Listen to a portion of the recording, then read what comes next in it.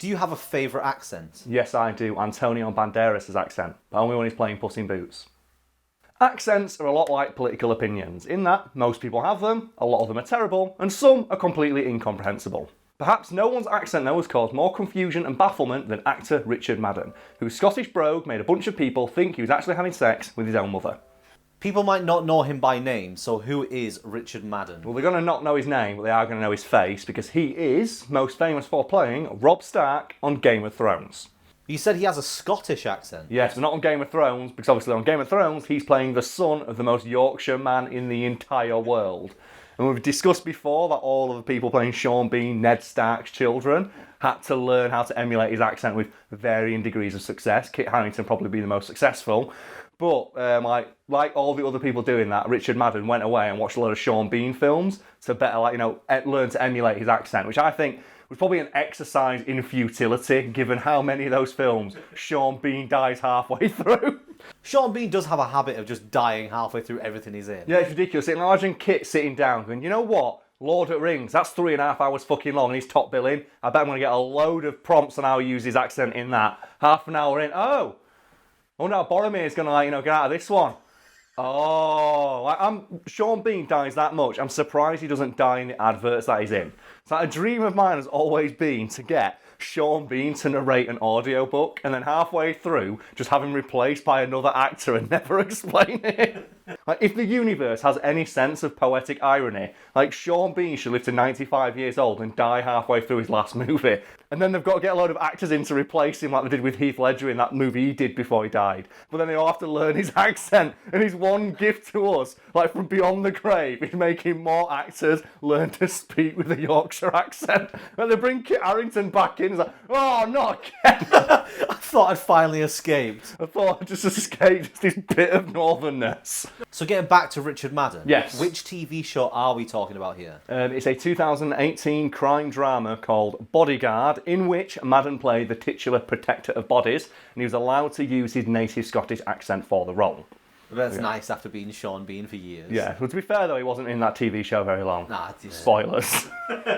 The fact that you're not seeing any of the posters were for season 8 probably gives you a hint that he might not have stuck around all that long. If I was making the show, I'd have had every single actor, because they did put Eddard Stark in one of those posters. Yeah. I'd have had everyone there. I would have put actors who aren't even in the show on it. I'd just next level trolling. I'd put this series has got Samuel L. Jackson in it. But he died off screen. They just have Jim Carrey up we there. can't put this bit in, but did you hear that Ed Sheeran's character in Game of Thrones died? No, he's not dead. He had his eyes burnt out. People hated him that much, they just put in a little line about him how his face melted off. I think someone tweeted at him and he retweeted it and put something along the lines of, oh look, I survived. Oh, God. Oh, do you hear about Ed Sheeran the other day, what he did? No. He won a £15 raffle in his local village and he went and collected it. Fucking Don. So what has Madden being Scottish and appearing as a bodyguard in a TV show got to do with, as you put it in the original article, implied mom sex? It has everything to do with it, Brad. Also, good luck getting that motherfucker past YouTube's algorithm. I'll just pass this one off to Nisha. Just make her do it. So, figure out a way to word the phrase implied mom sex in a way where YouTube won't immediately demonetize it. That should be the final test, shouldn't it? They should ask that when you try and make a YouTube channel.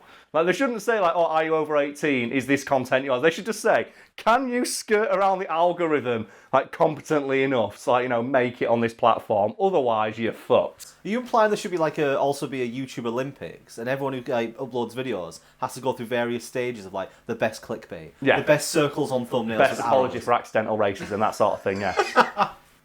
Anyway, implied mom sex. I notice how swiftly you moved away from that one. That says a lot, doesn't it? Don't talk about YouTube drama, move on to the mum sex. I think that says a lot about YouTube as a platform. The audience that we're currently talking to would rather us talk about implied incest than the potential of one of the people they like being racist. Exactly, let's go. A more comprehensive explanation for why Madden's role as a bodyguard and a Scottish accent working in tandem resulted in some implied mum sex is because, to play the titular protector of bodies on the show, Madden, in addition to having to wear an increasingly series of baller-looking suits, had to learn a bunch of industry jargon. So what kind of jargon did he have to learn? Well, one of the most obvious that people may have noticed is that in the show, all the bodyguards constantly refer to the person they're protecting as their principal. which is like, that's the standard industry insider term for bodyguards to refer to the person they're protecting. Also, he constantly refers to all of his female superiors as ma'am or ma'am, or in his accent, mom. Ah! Here we go. This is where the fun begins.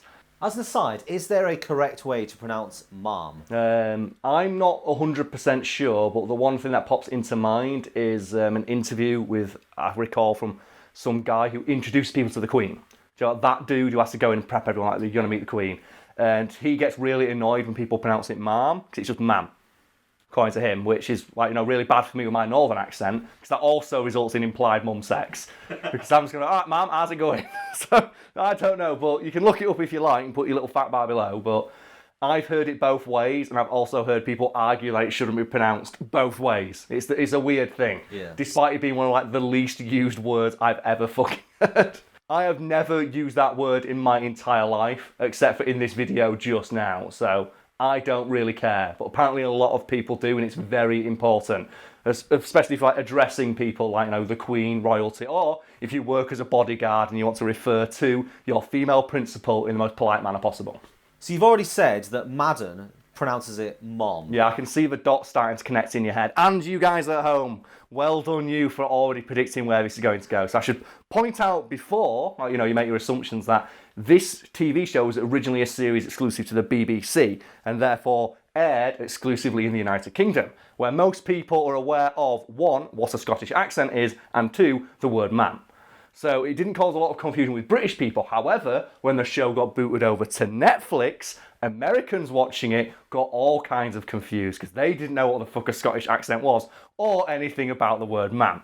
And Americans watching you are aware of both of those things. I'm not talking about you. It's a generalisation of your countrymen. I'm very sorry about it. God, we get it all the time, don't we?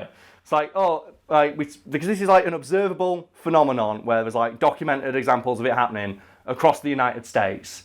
And that's why we're talking about it. And then one person go, I didn't read it like that. I understood. It's like, well done fucking you. Obviously, we're not talking about you. You're special. Congratulations. It baffles me to think there are people out there who are incapable of seeing the world from anything beyond their own limited experiences. And the fact that they can't comprehend making that mistake means they don't think anyone else would either. Well, the classic one is when we're always referring to the whiny man babies. Yes. They're the ones who are like, because you've said that men did something, that means that I did it. Yeah. Even though it was 50 years ago and those men were clearly bigger arseholes. Or not, if you're grouping yourself with them. It's a generalisation because this is framed as a colloquial conversation between friends. It's not academic prose. It's a conversation. Pass the information, read between the lines. It's not fucking hard. It's called a conversation. Everybody does it. It's like those statistics you always see floating around online for average penis size for various nations. And you will always, and they're the funniest articles to read because you go into the comments and there's always some guy in there I'm an 800-pound, 10-foot tall gorilla with a fucking 9-inch long schlong. This is bullshit. Because, you're exactly the kind of guy this article was written to annoy. As an aside, because I find this quite funny, I missed this show when it aired on terrestrial TV and I only caught it on Netflix recently. And I read up on it and found out this show caused a huge argument online. Because people were watching it, obviously, one episode at a time. And I think Radio Times or something like that announced that a character had died the day after the episode aired. And people who'd obviously missed it and wanted to watch it later that day or on iPlayer or some shit went into work and just saw the character just dead on the front cover of a magazine at work. What am I supposed to do? Well, the weirdest one for that is soaps. Every week there's a TV magazine, What's on TV, what the fuck it is, and they'll say the plot line coming up in that entire week, and people buy it and read it. But I love the idea, though, that this is 30, 40-year-old people who maybe don't spend a lot of their time online getting their first taste of spoiler culture. Some old-ass man, or I'm imagining some older couple, in the mid-40s or something like that, who sit down and they watch that every week with a cup of tea, and then they go upstairs and have unsatisfying sex for 5 minutes. And then I imagine the husband getting really in a huff because he opens up the magazine and sees for fuck's sake, I was going to watch it, and then he complains about it. He's like, oh, what's that Twitter thing? I want to complain to this. And then everyone goes, mate, this happens all the time. There are so many examples of things like that, and they're always hilarious. I think it was one of the Hunger Games books where a billboard or an advertisement had a few pages from the book in the background, and it had a character's death on it or something. Oh, the great one. I think it was. I forget the film now. It was a DVD though. It was a DVD for a film. And do you know, like those pre-roll things you can't skip? Yeah. Which is why everyone goes on streams their like content now or just downloads it illegally. Because fuck those fucking things. One of them had a preview for the following film in which the character was dead. So it spoiled the film you're watching before you had a chance to watch it. Who fucks up that bad? Although it could be Terminator Genesis for that, can it? Oh, Christ. The poster for the film spoiled one of the biggest twists to show that John Connor is actually a Terminator. It shows you on the poster. It's like, oh man, I feel so bad. As we're recording this, Game of Thrones just came out. And I made the mistake of, watch the episode in the morning after a good sleep. And I did my morning ritual of having a shit and checking Twitter. I went, oh no, people just post these screenshots of the episode. No! So immediately I was like, what am I supposed to do? Not even my toilet's safe from spoilers. I can't even take a shitting piece without someone telling me what's happening. But, if we're talking about all this bullshit, did you see the one recently about the new Star Wars trailer? Again, this new Star Wars trailer came out like 4 days ago. Yeah. There was a great article by like comicbooks.com or one of those shit tier websites where they just get people to write blogs for like $5 a piece. And the question at the top of the article is, why is Rey holding a white lightsaber in the Star Wars trailer? And the header image is Rey holding a blue lightsaber. So we have now reached the point in clickbait journalism when the people writing the articles can't even parse colour correctly. This is how poorly these people are at reading the language of film. And they're the people writing most of the criticism and like pre-release hype for it that the majority of people are going to follow. So it's no fucking wonder people can't watch films properly these days, is it? To get back on topic, and for people who may not have seen the show, the fact that Madden refers to a lot of his female superiors as mom, at least to Americans listening to it, wasn't that big a deal right up until the 3rd episode of the show when, spoilers, Madden and his co-star Keely Hawes start having sex. A lot. So was this just a momentary misunderstanding, or did people genuinely come out of the episode thinking he was having sex with his mum? Yeah, people thought that was the twist. And they were like, you could find some of the tweets that are from people who watched the show, thinking, wow, what an amazing twist, he's actually fucking his own mum. And the part about this that really gets me is that Keely Hawes, like Richard Madden's co-star, is only like 12 years older than he is. And people were watching it going, yeah, she's believable as the mum of a 30-year-old. And I'm like, oh, that's so fucking harsh. So she's not that much older than he is. And everyone's like, yeah, that's believable as that guy's fucking mum. And obviously it's a small minority of Americans watching the show assumed this, but it's still enough people where the news reported on it, and therefore it entered my peripheral while researching shit for articles. And holy crap, is that an amazing thing to have happened. That people watched it and thought, oh, that's a cool thing, he's protecting his mum. What an interesting twist for a TV show. Oh my god! This is just like scene after scene of Richard Madden just prowling and crawling balls deep into his own mother. It's like, really? At least put on subtitles so you can see the word man. And the thing is as well, I tested the waters on this one before writing this article, and I tweeted out a little clip of this show. And I got quite a few responses saying I genuinely thought he was saying mom until I read the tweet. So what I'd like to do now, very quickly, is have a quick straw poll in the comments, because according to our analytics, a lot of people watching these videos are from America. So, Americans watching, answer honestly, did you think Richard Madden was saying the word mom? I am really curious about how many people respond saying yes, because when I heard about this before I watched the series, and I watched it and it ended up being quite good. So go watch it if you've got Netflix. And I went, oh man, I can see why people thought this. And also I can see why it got super uncomfortable.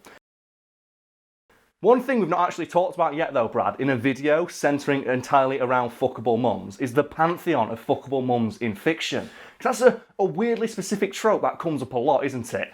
And I don't like, even though it doesn't happen in the show, I think, just for the hassle the actress got, she should be allowed to stand alongside Stacey's mum and Stifler's mum as one of, like, fiction's most fuckable mums. Because she fucking deserves it after all that hassle. Bloody hell, man. But I love that trope in fiction. What you're going to do for me now, Brad, is, because I've not made you do a stupid Photoshop in a while, okay, you're going to edit in those guys from American Pie who just scream the word MILF outside Stifler's mum's window, and you're going to put that in and intersplice it with a scene of Richard Madden crawling into Keely Hawes. complete the circle for me, please. The phrase crawling in is not a pleasant one. It's not, is it? And that's why I used it, because it makes you feel uncomfortable. Because words have that power, folks. Oh, man. Stifler's mum, I think, has to be, like, the height of milfdom. Yeah, if she is the one who just sat on the Shao Kahn throne, observing all the lesser milfs, just doling out advice and, like, orders to them. And, like, her second in command is just Stacey's mum.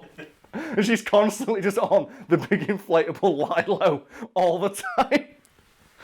Oh, man. I think as well, that's probably one of my favourite recurring jokes from a film. Like the idea that Stifler's mum is just like the hottest woman in the universe. And I re-watched one of the American Pies recently, I think the second one. And they go into like Stifler's mum's room, and there's a picture of her on the wall, facing her own bed of her just like that. And I thought to myself, I want that on my wall, because that's so amazing. It's like, it's Jennifer Coolidge who plays her, isn't it? I think so, She's such a fantastic fucking actress, and I love her character arc as well. That, like, the canonical ending to that series is that she starts fucking Jim's dad. Did you ever hear it? You must have watched American Pie, correct? Of course I have, yeah. And, like, obviously, it's Eugene Levy's in all those movies, but have you ever watched any of the really terrible? I've watched all of them. Oh, you've watched all? Okay, so people at home who don't know, the American Pie series had a lot of spin-offs that were all terrible and starred none of the original cast, save for Eugene Levy, who apparently argued in his original contract that I get to be in every single one of these movies if I want, and I get paid the same wage. So he's in all of them. And in the mainline films of the American Pie cinematic universe, like, Eugene Levy is just Jim's dad. Yeah. But in, like, the spin-offs, like Bandcamp and The Naked Mile, it turns out he's just, like, this god of sex. Like, it turns out the backstory is, like, he had sex with so many women, and then Jim's mum dies off screen. Yeah, so in the mainline film, he's just a widower, but off screen, he's always getting his fuck on with everybody. Well, in Bandcamp, it's vaguely believable because they just make him in charge of Bandcamp. Yes. But then Naked Mile comes around. He started the Naked Mile. Yeah.